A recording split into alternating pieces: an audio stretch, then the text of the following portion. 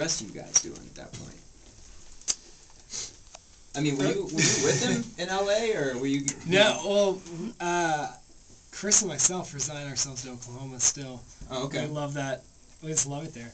And but you know, just Mike produces records. I mean, Mike yeah, everybody else has busy. like. It's just it's just a matter of like people find themselves in different ways. And, Tyson needed to explore. I'm the baby of this group too. So yeah, he's the youngest. Sort of, that's the thing. Yeah, like we've been touring, nonstop for 10 years, and when I started doing it, I was 22, so I kind of gotten a little bit of all that out of me. And but Tyson was 17, so like all that sort of those college years of when you party your hardest and get it all out of you kind of got ripped from him because we had to work.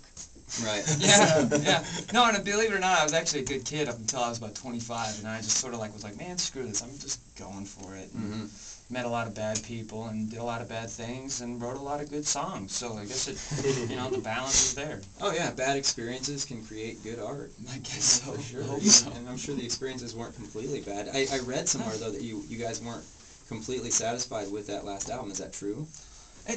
I think we weren't satisfied with it in the sense that it didn't really sort of have this cohesive through line like this record does for us. Like I think it took.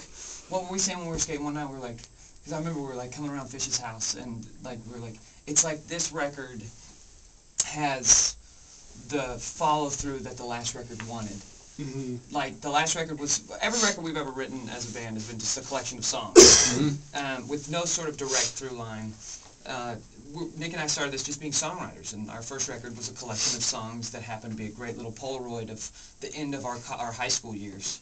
And Move Along was us in Florida writing just constantly next to each other. I guess the fact that there was a through line with those two records was because of the vicinity of us and the experience of life we were having together. But When the World Comes Down was the first time where we actually sort of took these departing trips, where we sort of went all over the United States and just wrote in every location we were at. And so, as opposed to it being some sort of like, I guess cohesive story, or not even that, but just like the great records you listen to when you put on a vinyl and you flip the B-side, you feel like the story's halfway done. Yeah. Like you want to flip the record. It's like intermission. Exactly. Right. And I guess the only reason we weren't happy with When the World Comes Down is because the record itself felt so.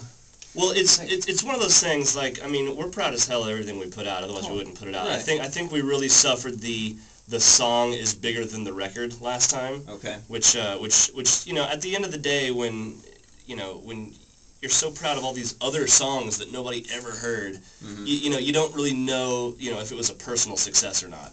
So that was tricky. Yeah, I think and also the way we recorded it with Eric Valentine, it was this 9-month recording process, all to tape. It wasn't like the Pro Tools chop shop, like it was with Howard Benson. And that sort of made us sort of scrutinize maybe some of the things about the record that didn't have the sort of, it almost made us sort of squander away some of the life and vibrance that could have been there had it been just a little bit more spontaneous. I think it was just little smidget things. Like I'm proud as hell of that record. Like I listened to that record, I'm like, wow, that sounds like probably, compared to this